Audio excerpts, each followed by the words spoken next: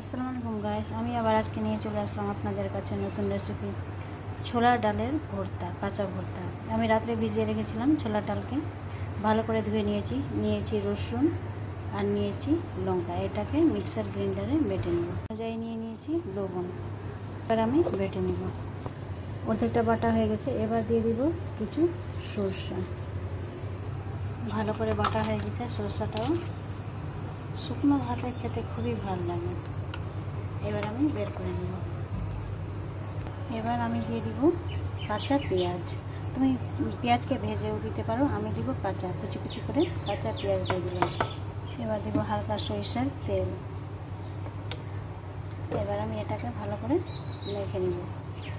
এটাতে লঙ্কা দেইনি, কারণ লঙ্কা আর রসুন বেটে নিয়েছি। জোরের মুখে এই ভর্তা খুবই ভালো লাগে, ছোলা ডালের ভর্তা। তুমি এই রেসিপিটা ফলো করে দেখবে, খুবই ভালো লাগবে।